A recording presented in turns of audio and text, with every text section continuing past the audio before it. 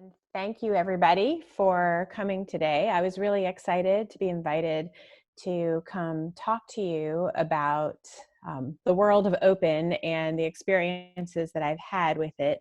What I'm going to do today is spend the first portion sharing with you a little bit about what my journey has been through this world of open, and I'm going to be covering various kinds of open. And then I'm going to focus very specifically on open pedagogy and open educational resources, and a project that a class of mine, I saw that some of my students from that class are on here, so it's great. I'm hoping that they'll chime in some discussion at the end, but a project that a class of mine did that I think you'll find really interesting. I'm usually pretty good when I present at handling questions that come up along the way in the chat, and I can track that. So feel free to communicate with me on there along the way. If I miss something though, I'm happy to come back to it afterwards. I wanted to start all of this by saying, although I know, sometimes people locally will start to identify me as an open person, an OER person. It's not something that I intentionally set out to do. It's something that just happened along the way of doing what felt right in my career as a faculty member. So I'm a professor in instructional systems and learning technologies. That means that I teach courses on instructional design and learning theory, often as they relate to the use of emerging technologies. I don't actually, this is not my primary research area, this world of open stuff. My research has been though on sharing and communicating and learning in online settings. And so open as a concept keeps bumping up against the things that I do. My experience with the open world, as I started reflecting on it, preparing to talk today, was what would I say about it? If I described it in 3 words, I would say that, well, it was accidental, natural, and serendipitous, which I think is the best way for it to be. And to tell you a little bit more about all of that, the accidental part, and really, I just started doing what I think all other instructors do. I looked for resources that I could use with my classes. I went to Google. Okay, I didn't just type in teaching resources because that would be a little bit overly generic, but I would type in search terms that were related to the things I was teaching, hoping that maybe I would come across, well, I'll look in Google Scholar for a reading that I might use. I would look for videos that might be pertinent. I'd look for graphics, perhaps, that I could put into a slide deck. And this is the stuff that teachers have been doing forever. It used to be that they were sharing, you might remember from yourself when you were a kid in school and you'd get a copy of something from a teacher and it was like a photocopy of a photocopy of a photocopy. It was something that people had been passing around. And then there's the question of whether or not it was something that they had permission to be passing around, or if they were somehow violating copyright by doing that. But this is what teachers do. You don't have a budget, you're looking for materials, and the online world just became such a great place for people to share what they had created and find other things and use them. We're all doing it. Every time I talk to faculty in any department, I find that this is something that they're doing. So, it was accidental. When I learned the term open educational resources, I thought, oh yeah, okay, this fits with what I've been doing. I've been looking for resources that were available that I could use without violating anybody's copyright. They actually were giving me permission to use them, or anybody, not me specifically, and I could use them to help with the teaching and learning process. It became very natural to be part of the open world, just following trends. In fact, I saw that my lead assistant for this course, GA, is somewhere on here today. In 2014, I ran a course in the Instructional Systems program on open learning, and what we did as a course project was develop and deliver a 4-week-long professional development MOOC. The impetus for this wasn't that it was something that I had a burning desire to do. MOOCs were they were the trend at the time. If you're not familiar with the term, it's massive open online course. And These days, we might identify that as Coursera or edX, platforms where anybody can sign up and enroll in a course and do as much or as little of the course as you would like to do, often without any fee. Sometimes if there is a fee that's associated with it, it's just for if you want some sort of certification that you completed the course. So in 2014, everybody was talking about MOOCs. The New York Times is publishing about them. And my students were saying, why aren't we doing a MOOC at Florida State? Everybody else is doing one. And I kind of shrugged my shoulders, said, you want to do a MOOC? Fine, we can do a MOOC. This is a big instructional design problem. Instructional design is relevant to us. And so I created a special topics class. The students worked with me on this big instructional design project. We designed it and we delivered it to over 1,000 people. It was, a great thing, but it was just following part of what the trend was at the time. When I say it was serendipitous, it has been serendipitous, is that every time I do something in the world of open, good things happen, but I was just doing the things that felt right along the way. Whether it's teaching something or designing or publishing, it's just been a very natural experience. And I'm hoping that it can be the same for a lot of other people. I've talked sometimes to faculty who say, oh, now I have to switch everything to try to be open. And I don't think that it has to be that big of a change. I think that you just have to be mindful of certain things when you're looking to be more open with what you do. So with that in mind, as I start to sum up the kinds of things that I've done, I'm certainly a consumer, and the graphic on the screen right now is the search through Creative Commons. If you're not familiar with Creative Commons, you definitely want to be familiar with Creative Commons. You probably are familiar with the concept of copyright.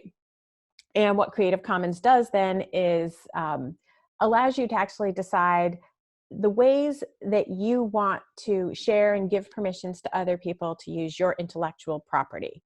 So it's something that sits there alongside copyright, and I can say, hey, it's okay if you use this and make changes to it even, or it's okay if you use this as long as you give attribution to me, or maybe I don't care about attribution, but it gives you a wide range of options that you don't see with traditional copyright.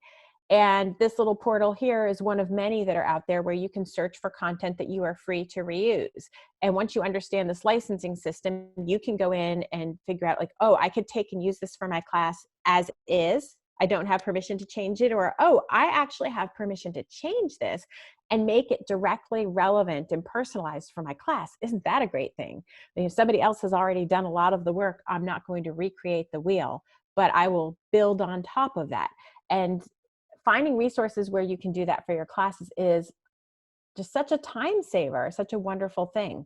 With that in mind, I've done a lot of remixing, and what you're looking at here are screenshots from Adobe Spark pages that I've created, where I have mixed together resources that other people have created, and I've put some strings of text in between there to help connect it, to tell the story that I'm trying to tell in there. But it's other people's YouTube videos or images or links out to their websites. And you can see on here that once I put this out there, I've had hundreds of people take a look at them or favorite them. So, it goes on. I don't even know who's looking at all of this stuff. I created it to use it with one of my classes, but it's out there so that other people can use it as well. If I did the work, why not let somebody else benefit from that work? It's all part of that open mindset. I'm a producer, and Camille mentioned that I'd had the alternate textbook grant. Again, this was something I had already kind of planned on doing. I supervised the EME 2040 class, the Introduction to Educational Technology. Graduate student instructors teach the actual course sections. And we had struggled for years with finding a textbook that we actually liked. Nothing was really a good fit for this class. And they were expensive. The books were getting more expensive by the year. And then the publishers started doing things that diminished any resale value. The last move that they took was to publish them not as bound books, but as just loose leaf pages packaged together. and on really, really thin paper, but they were charging around $120 for this. And recognizing that the textbook wasn't even a perfect fit for the class, some of the instructors and I set forth, and we actually started pulling together all of our own resources for the class. We ditched the textbook, created our custom materials. We're still refining them semester by semester to make them fit. We've got this course that we can put out to Canvas Commons and share freely with other people. We are able to share it more broadly, or elements of it more broadly, with the rest of the world. It doesn't even look like a compiled book, which is great because it has these little snippets of things that are written in little snippets of resources on different topics, and we can plug and play into other classes that touch on just those little topics. So it's beautiful, but perhaps the best part is when you think about the fact that each semester we save $120 per student, and that's about 120 students across all the sections of the course. That's a big savings for our students here at FSU. And again, it was a lot of work for one summer to pull that stuff together, but since then we've been able to continue to use it. We have not had to deal with the publisher changing the textbook on us. That's actually been a lot of work. Every time the publisher changed a textbook, all of that has gone away. So being a producer of our own stuff has been really wonderful. I've taught open learners, and again, this goes back to the MOOC, and that was an interesting experience because you don't know who's showing up in your classroom. When you teach at the university, you have a pretty good sense of who's going to show up, and this idea that they're going to work toward earning their 3 credit hours for the course. They're focused on the assignments that you set forth. But when you teach open learners, anybody can show up, and they have their own purposes. And they may not be interested in following the learning path that you've set forth from them. I learned so much through that experience of teaching open learners about motivation, about the choices that different learners may want to have. And I've been able to take that and bring that back to some of my own classes, my regular not open classes at FSU, and give my students more choices, think about what's going to motivate them, and how do I make the class that I'm teaching be the class that they're needing, or the class that they want to take. So that's really been the advantage of teaching open learners. And then finally, I've been a scholar.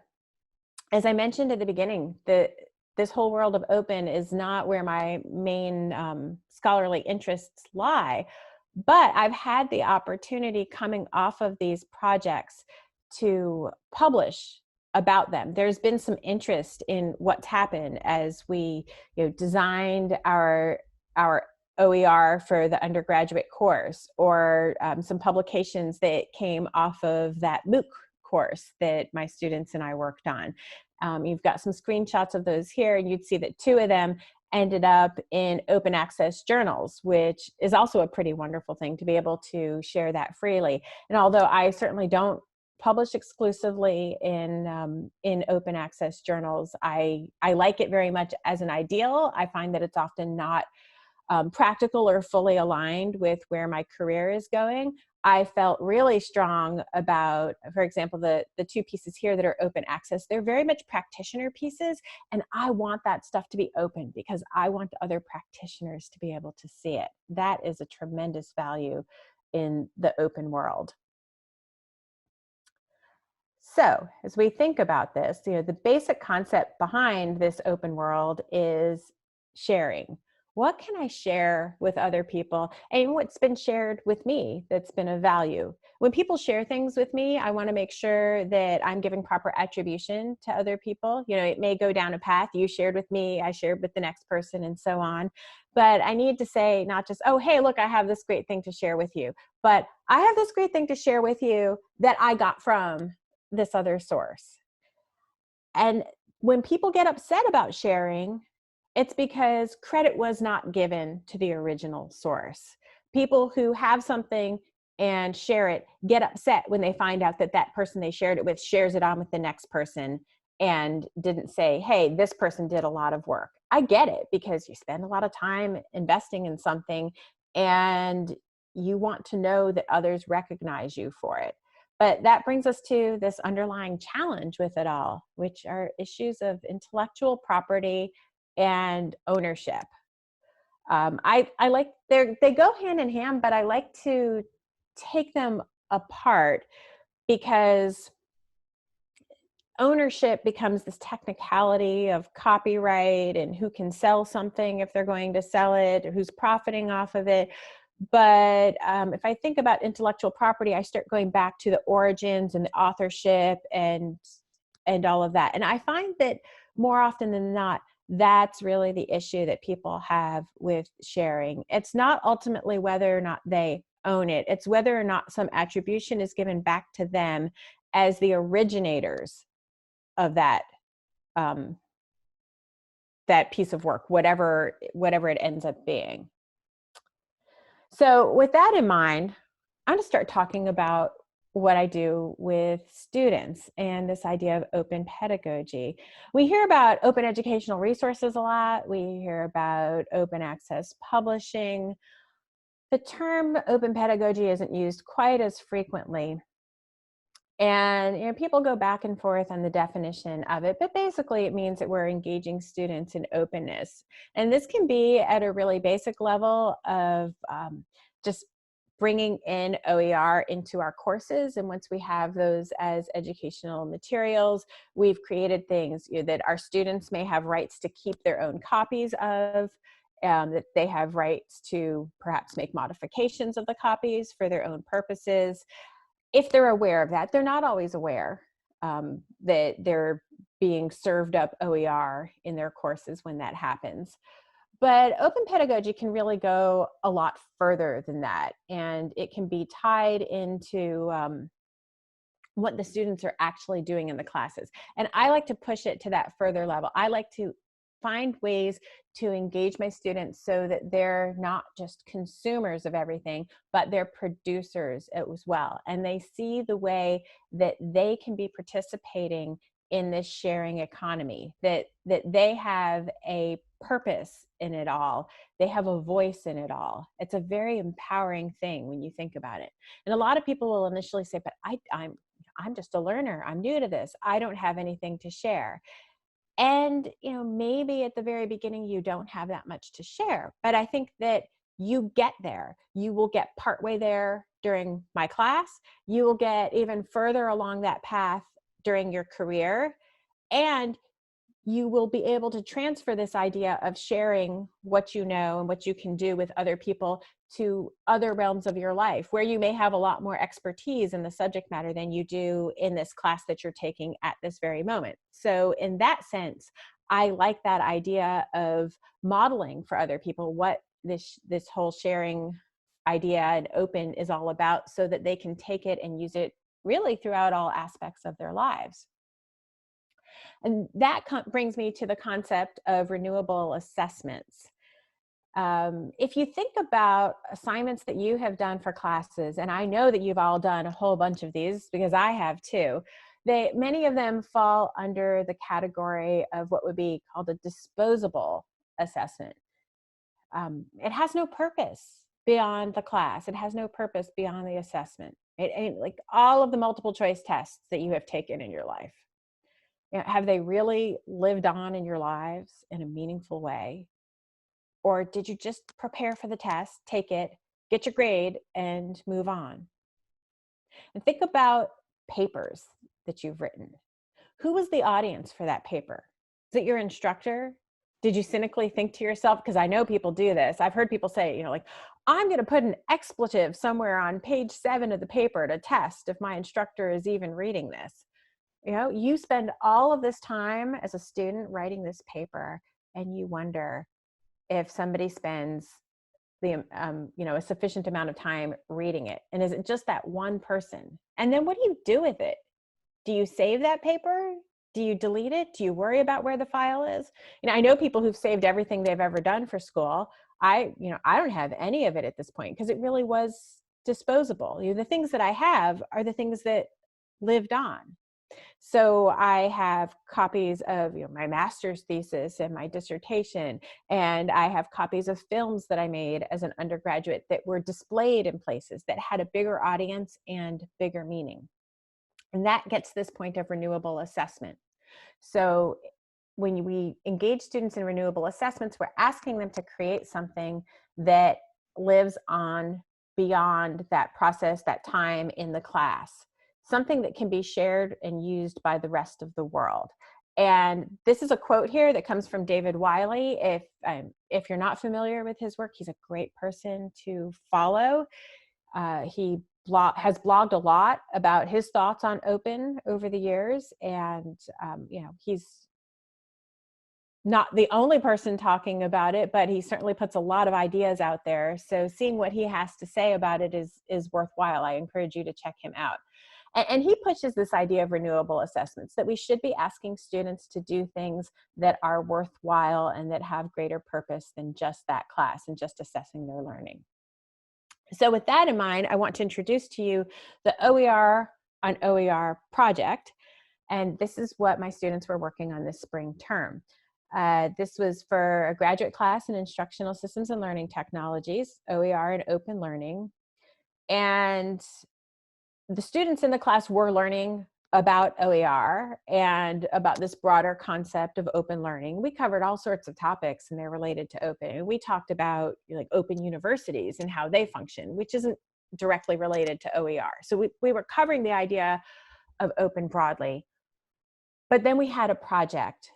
And as the students were learning about OER, I wanted them to be creating resources that other people could use to learn about OER or to support themselves in their teaching about OER. And so this was hitting multiple relevant notes for my students. You tend to learn things better when you're teaching them to others. So this idea that as they were learning the content, they were thinking about how they would present it to other people and teach it to other people, that was valuable. My students are training to become instructional designers, so having them engaged in an instructional design task during the class was a very meaningful thing for them to do as well. So they were thinking about their future colleagues and peers as an audience for what they were producing in this class. This right here is a screenshot of the website that the students ended up producing. It was a whole class project. Everybody worked on this together, including putting together the website. And like I said, several of the students in the class I saw are on this webinar right now, and G.A. Bong, who is there for that MOOC project that was toward the beginning of her doctoral studies, and I should say Dr. G.A. Bong as of this term, yay.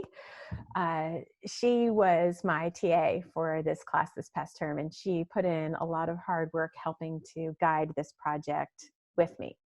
So to tell you a little bit about what we did, and this right here is a slide from one of our early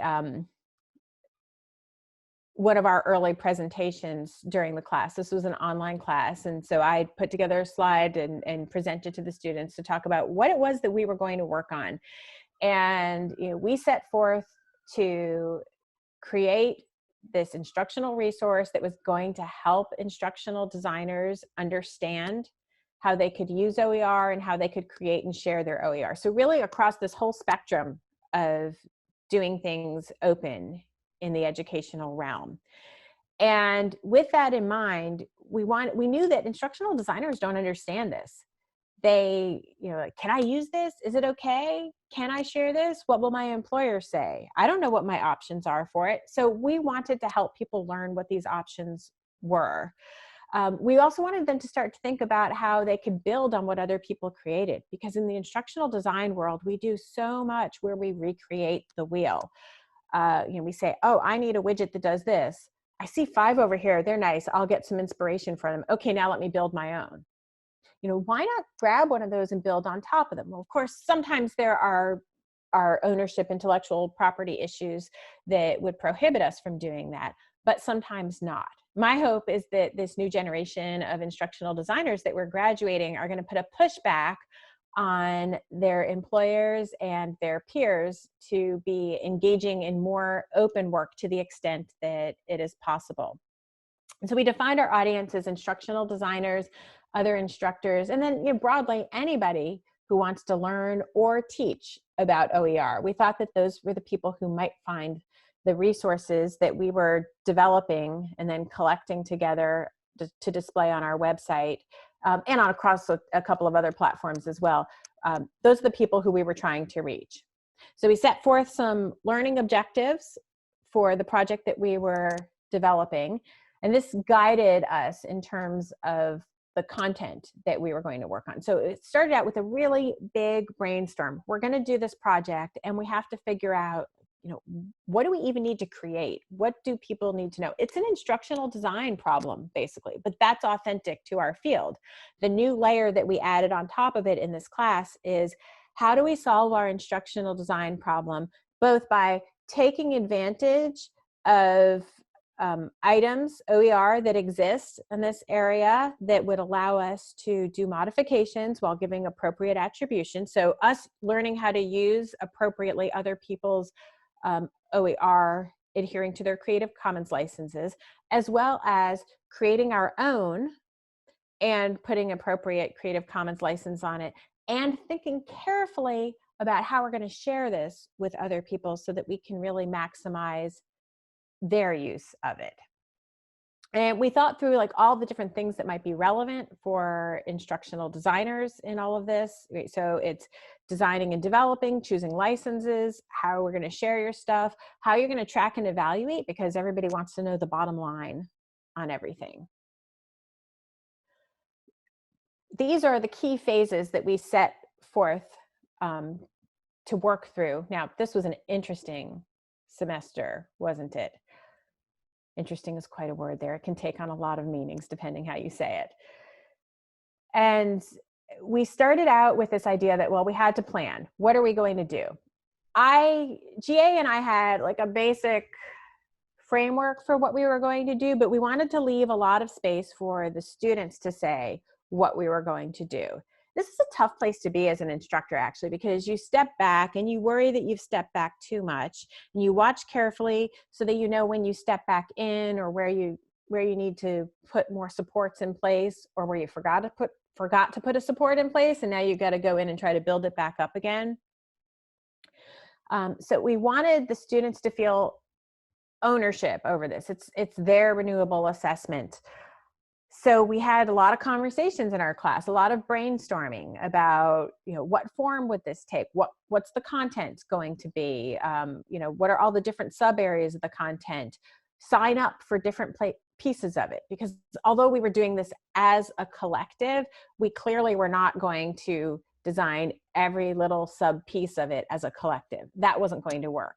What we created in the end has multiple little pieces of content, multiple little OER, and then they're all strung together on this big website. So the students, after we got a content outline going, the students broke off into little subgroups, and those subgroups worked together to develop out smaller areas of content. But we knew that we would have to come back together as a group. So we knew that part of our design was going to be finding common design standards, having templates that we would ultimately use. So we kept going between small group working and what does the big group think? Small group working, what does the big group think? So we designed and we developed, and then we switched things around. We traded off, and we had to do our quality assurance reviews. This was great because everybody in the class was learning these OER concepts. So the students were readily able to look at what each other had created and provide feedback on it, not only in terms of was it coherent for its instructional design, did it adhere to our templates and good visual design standards, but also was the content accurate that was appearing in here. So we did testing. This is around when everything started to fall apart, and you always have to build in extra time because the development process takes people a while. And sometimes they don't realize how long it's going to take them until they get to the deadline that you set for them, and it's not as perfect looking as they want. So they need more time. I had built in some flexible time in there. I knew that was going to happen from past experiences I'd had doing this kind of work with students. What I didn't know was that COVID-19 was going to happen. So we had plans to do a soft launch of everything with our ISLT community, because we have a conference every year, and it was going to be the week after spring break. And I thought, oh, well, I'll have spring break to try to tie everything together that the students had worked on, do any extra bits that need to be doing, and we'll be ready to launch with our local community, get some feedback. Then we would do any more updates, and then we would launch it out to the whole rest of the world. And that would give us a week or two at the end of class to track where it had gone and reflect and learn on the experience. Well, instead, as we were crashing into spring break, we found out that we were going to be pivoting online for the rest of the term. You might think that that didn't affect anything because this was an online class, but it actually did affect things because my students in this class, many of them were working as teachers or instructional designers, and suddenly their workload changed. Many of them were also parents. They suddenly had children at home with them. Everything changed. The ASCII event that we had planned to soft launch at was canceled. So suddenly we didn't have anywhere to present it. And everybody had extra other things that they had to be dealing with at that time, not putting the finishing touches on this. Plus, we all had to just deal with the anxiety of it all. Turns out it was all fine. So we had to deviate from our plans a little bit, but it worked. I'm going to share with you what we did then. We were a design collective, though. This is the logo that members of our team created for ourselves. And everybody was part of this authoring process, revision process, and sharing process in the class. Some people more than others. But again, there was the freedom for everybody to step up to the extent that they felt comfortable and able to. I felt that my role was just to provide that structure in place for them to give some feedback and nudge people around a little bit and to try to empower them as much as possible. One area where we had a big decision to make as a design collective, and we spent a lot of discussion, was the Creative Commons licensing. This was so interesting because we said, well, it probably makes sense if we choose one Creative Commons license that we are going to use for everything that we create. And we also talked about what kind of authorship credit does everybody want on here? Do you feel the need to have your name on everything that you created? Or are you okay if we just stamp everything with our EME 5250 design collective? Are we going to have that shared ownership or individual authorship of every item?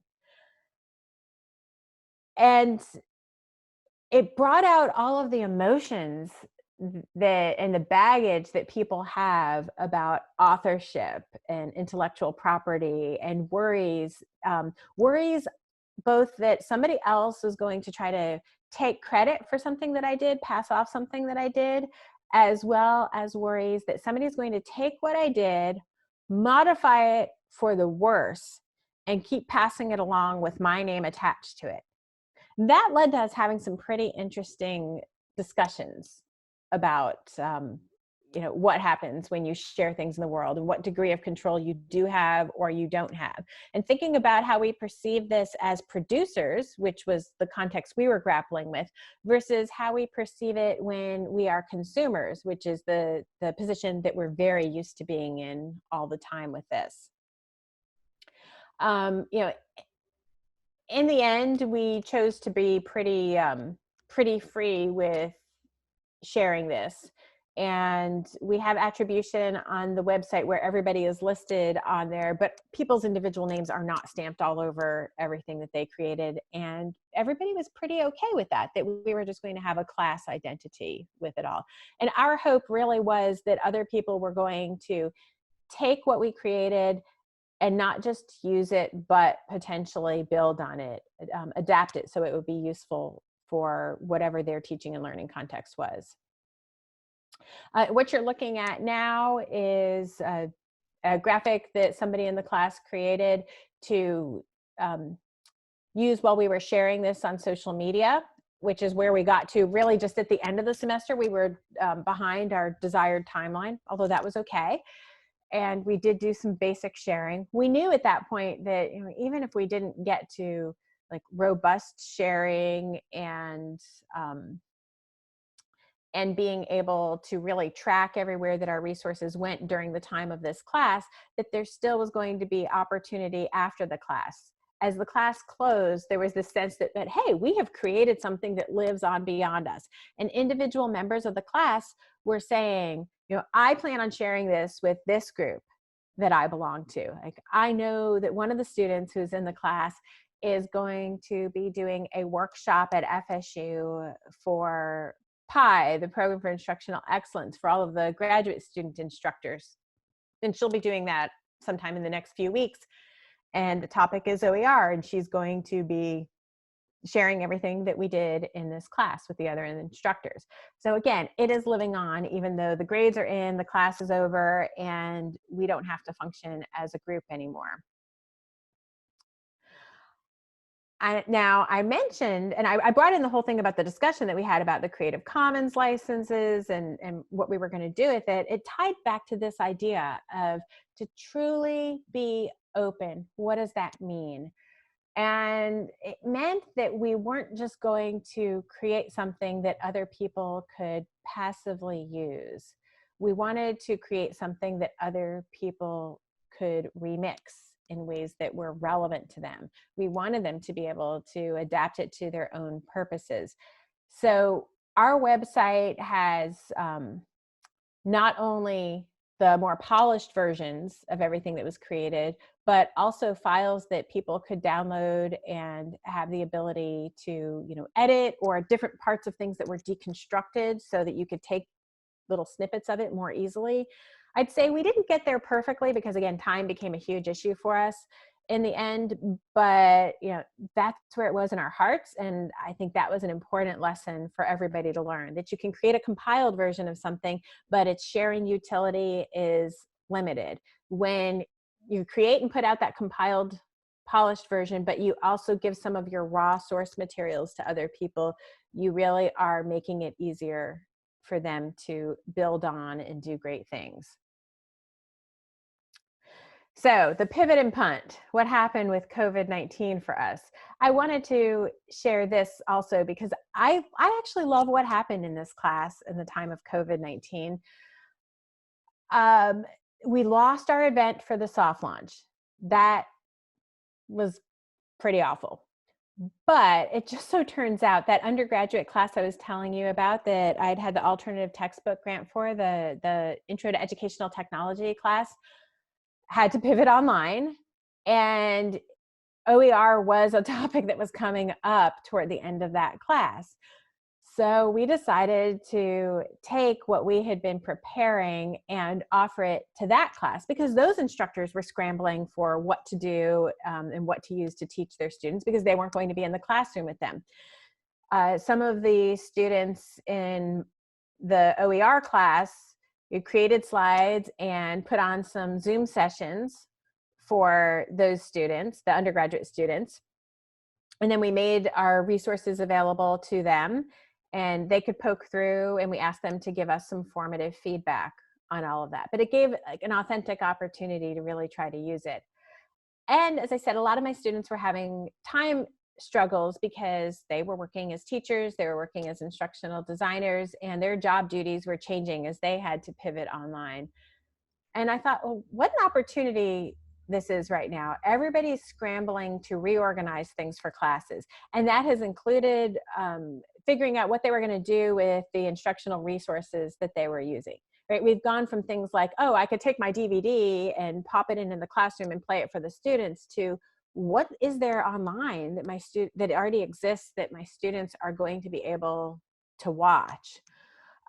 People were worrying about, students from universities went home. They didn't always know if they were coming back or not. Did they bring their textbooks? Do I need to provide alternate readings? In K-12, the kids didn't have books that they went home with. And what are teachers going to supply to them? So I issued the challenge to my student. I said, those of you who are interested and able can keep working on the class project as we have been, and we'll follow down that path that we had projected as best we are able right now. And those of you who have the opportunity to be a helper right now and to apply the OER knowledge and skills that you've developed in this class, helping other people or yourself pivot online, do it. Absolutely. And that way, what we started doing in the class became really super authentic, between helping one class in its move to remote, and then individuals helping out wherever they thought they could with other instructors and classes in their pivot to remote.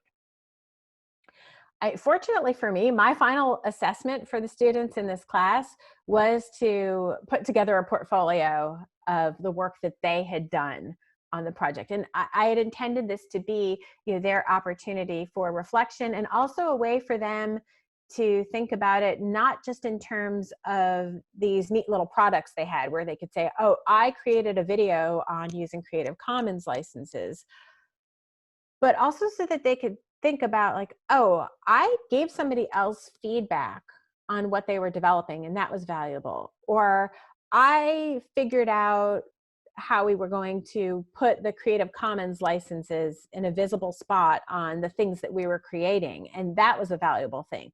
So by creating a portfolio and then being able to show and talk about the things they had done in the class, they had this big reflective experience. Because I had the portfolio in place, whatever my students ended up doing for that last month of the class, they were able to freely talk about. When I originally envisioned it, it was all going to be about the OER and OER project. In the end, I was so amazed by the things that my students shared with me in their portfolios.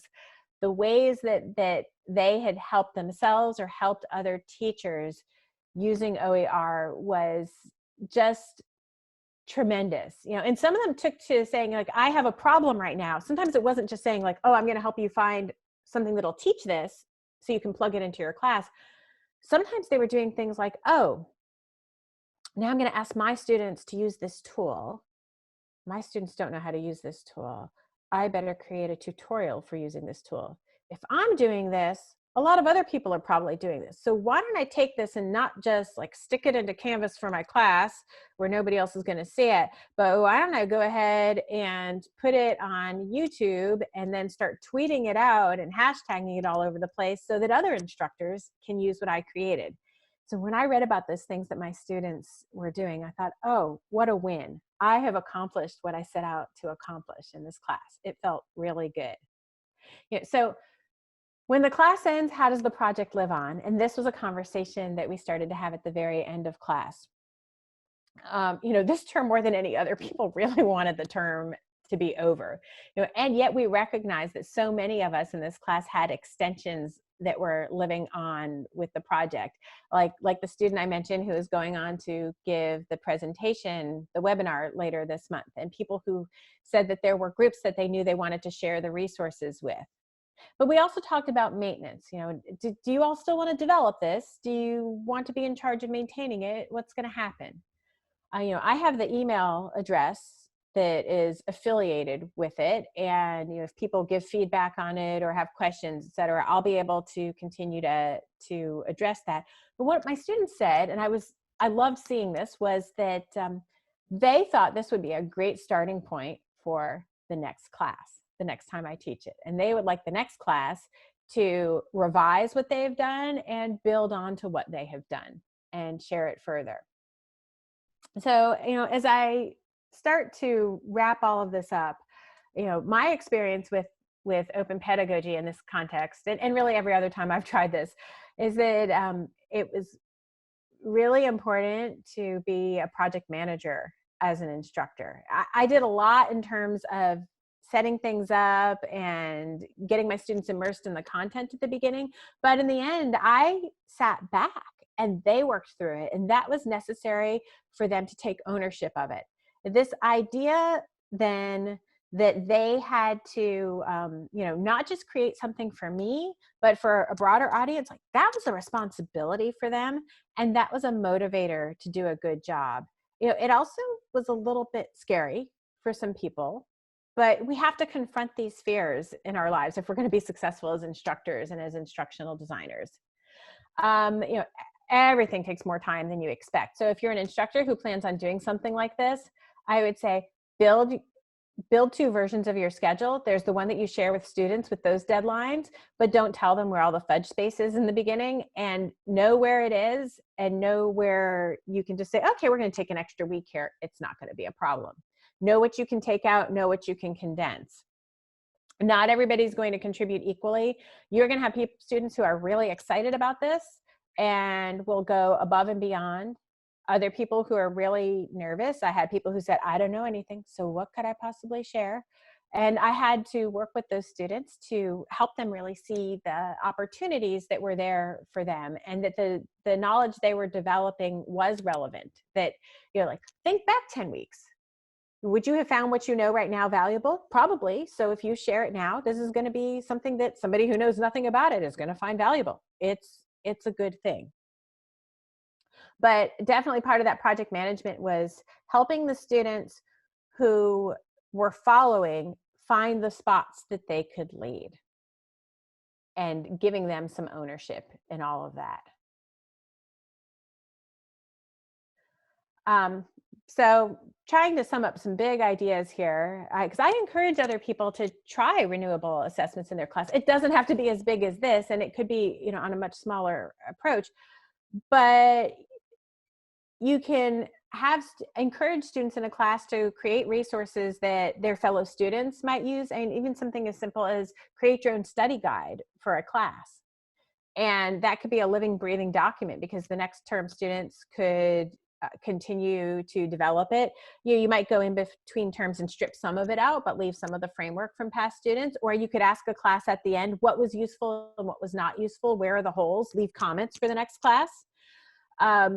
So this legacy idea can be quite valuable. And maybe you're actually meeting the need of an external entity. If you try to do this in a class, you can either let students sort out for themselves who they're going to help. It ties in nicely with service learning that a lot of them are encouraged to do. Or you can try to find a situation probably where the stakes are low, because if you fail, and that's always the possibility, remember that failure isn't not learning, however. Failure is an opportunity to learn. It's just a different opportunity from when you have a wild success, right? So if we have a wild success, we reflect on it and we feel good about it and say, oh, here's all the stuff that we learned, and we can show our accomplishment. But if we failed, we could take a look at it and say, what's hard about doing this? What will we do better the next time? See, we learned there too. That's a really important part. So my challenge I want to give to all of you is to think about what in the world of open you are going to do. Because I think that we all have ways that we can be contributing and actively sharing, because we all consume a tremendous amount, and reciprocity is key. So if I'm going to be taking, I want to find a space where I have a little bit of something that I can give as well. And with that, I wanted to be sure to leave some time to interact with all of you and to answer any questions that you might have. The website, I saw that GA put the URL in the chat, the full URL for the Google site at one point, and there's a bit.ly for it too that's here on this slide.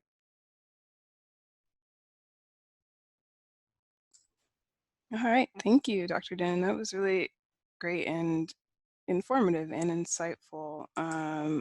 I believe you all should be able to unmute yourselves if you have questions that you'd like to ask Dr. Dennen. I don't really see any in the chat. I got an interesting, while people are thinking, I got an interesting private comment in the chat that was about leaders, maybe not the ones who actually develop the content, but the followers might, and that we need all sorts. And that speaks to this idea of the different roles that people can play. And to pull off a big class-wide project like this, you really do need all different kinds of talents. The one thing you do want to be careful of is to make sure that you don't have students who are finding some way to play entirely to pre-existing strengths and not engage with the course content. And that's another reason why I would have an assessment in there like the portfolio, because I want to have a way myself of assessing for sure that everybody had fully engaged with the course content. If I'd had students doing individual projects all along the way, then I would have been able to tell that. But because there was so much group work being done, the portfolio was a great time to catch up with everybody as individuals and make sure that they'd had an appropriate learning experience.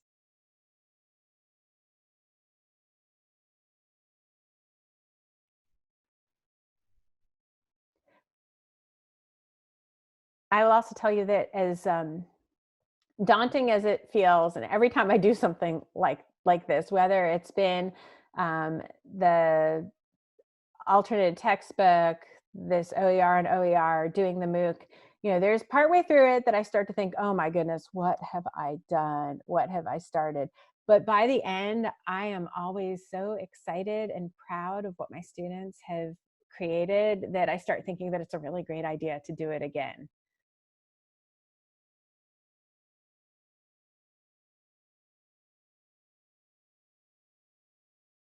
Oh, thank you, Rebel, for sharing that link. I will have to check that out. I'm curious, do any of you have things that you would like to be doing? Have you thought in the last minute about the challenge idea? What are you going to do in the world of open?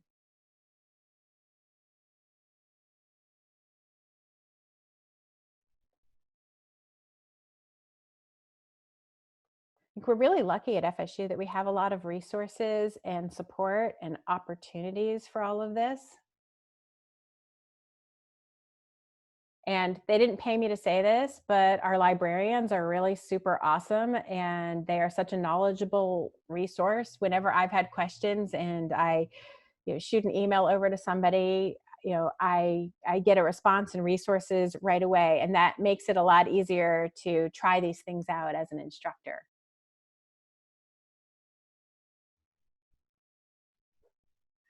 I see we have a question. What standards did we use for developing the materials? Can you say more about what you meant by standards?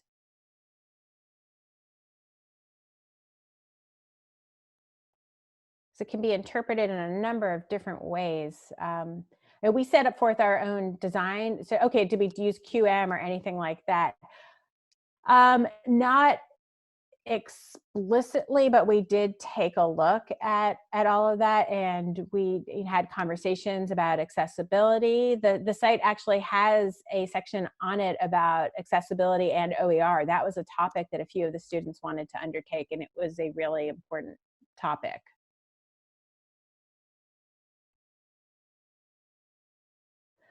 I would love to see more and more movement toward open resources in our classes, particularly those undergraduate classes.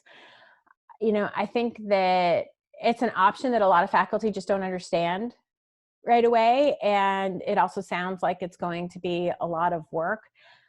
I've wondered, I mean, I'm not on the front lines working with all these faculty, but I have conversations with people all the time. And I've thought that we might see some successes if we started talking to faculty about how much work has it been for you? Like every time you get a new class that you teach, how much time do you spend evaluating different existing textbooks?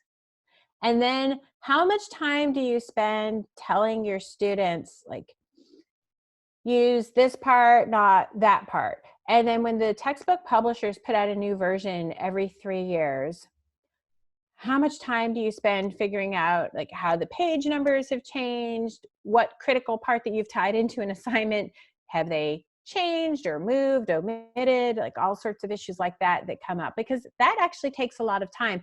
And when you start to balance that all out,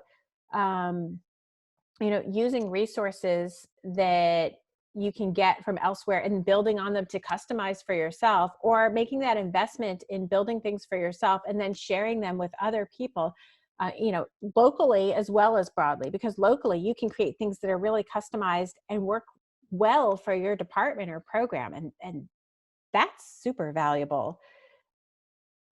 I think there are a lot of options there, and we do have funding sources on campus that will help with all of this. So people can be looking into that.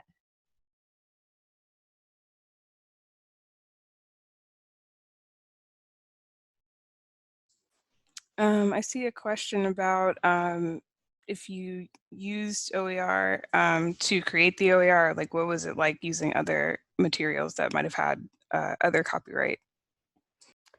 So we did. It was really up to the groups themselves that were working on different topics, and because again, we didn't want to recreate the wheel on everything. Certainly we wrote a lot of new text for things, but you know, we used images that were openly licensed images from elsewhere. We had to be very careful about, are we providing appropriate attribution? But that was a great opportunity for all the students in the class to check that out and to really understand, to learn how to work with Creative Commons licenses, so figure out where to check. It was funny, a big thing that came up was like, how do you know? How do you know who created this and exactly what the Creative Commons license is? And there's so much that's out there where it's not signposted clearly. We could probably use some better and more widely adopted standards for all of that. And you can find things that are put out there about how we should do this. But it's challenging sometimes to know if that is OER that you're working with, and so that you can have the temptation to recreate the wheel for all of that. And I like this idea in here about baby steps for faculty to take, that, yeah, you don't have to quit your textbook right away. You can start to amass resources. And you know, to go back to the EME 2040 text project, that is actually what we did. So we had been filling in gaps from textbooks for years, and the instructors had PowerPoints that they'd been using in the classroom where the textbooks didn't meet our purposes. I had received a small technology grant like 12 years ago to create some podcasts that filled in the gaps, and I had scripts from all of those podcasts. And so that was used as baseline text for a lot of things that we put into there. So all of these little things that we had created for our classes over the years, we were able to just sort of funnel into creating one big coherent piece for the classes.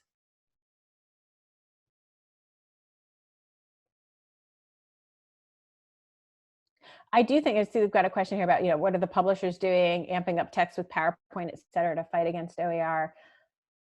You know, I think that the PowerPoints and all the extra resources have been happening for, you know, longer than OER was a popular trend. They are, let's see, what's the best way of putting this? All right, so when I was a graduate student, I had a very eye-opening experience in that I was invited to create some of these resources for textbooks. And when I saw how all of this was done, like that the authors of the books and the subject matter experts are not creating the resources. It's being outsourced to people who are being paid very little money. There's very little quality control over this stuff. So you see things like the question banks, and they're not very good questions. They're not very meaty questions. They're very, you know, surface level, bottom of Bloom's taxonomy type multiple choice questions. And then those are the very questions that we all have to worry about the students cheating on as well. So terribly problematic. I think that, you know, it makes it easier because it's one-stop shopping. We have to find ways of bringing people together in the things that they have created so that they can connect more effectively and share. And I think that then we will see that there are ways collectives could split the labor, develop resources for a class on a specific topic, and have as much as a publisher is putting out, and save a lot of money for your students along the way. And yeah, it is kind of like sweatshop instructional design. I also saw a question from Olivia. In your experience, have you ever received feedback or user reviews from the resource? And how did that impact any future content creation? Sometimes I get, you know, I get that really passive feedback of just like, I see the views and I see the likes, and that always is nice. I do get emails from people sometimes who say, hey, I found this thing that you created and I wanted to let you know I'm using it in my class. Or sometimes they'll say, can I use it? Because again, they don't really understand the way that it's out there. And it's very nice that they contact me and ask me. Of course I say yes. I love getting that feedback. Sometimes they'll ask if I have other resources on the topic, and then I know that that's something people would like to see created. That can give me ideas for things that I might want to work on with a future class, and a good opportunity for us to try to create things that the rest of the world could use. It's nice to get that feedback, absolutely. I try to give that feedback too. This is kind of a silly little thing that I do, but I I have a reminder in my calendar that comes up once a month. I'm not perfectly about this. Sometimes I just put it away because I'm way too overwhelmed, but it's a reminder to thank somebody for something that they did that I particularly enjoyed as a consumer, whether that be a scholarly article that I recently read, or somebody who put out a video that I've been using in a class, and I try to find the author of it and send them an email and just say, hey, I've been using this and I've really enjoyed it. Because I think getting that feedback is part of what encourages people to keep participating in the sharing economy.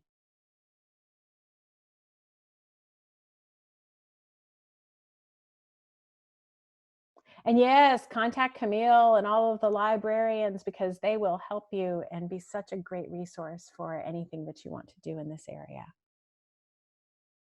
And feel free to contact me if you want to know more about how we made this work in this class. Who knows, maybe we'll write something about it and publish it in an open journal. I saw there was a recommendation somewhere up there for a place to share it, and I've made a note of that so I can check that out later. Okay, well, I don't see any more questions, and we are about 5 minutes over. So thank you all for coming, and thank you, Dr. Dennen. Oh, thank you, everybody. I hope you all have a great weekend. Thank you, Dr. Dennen.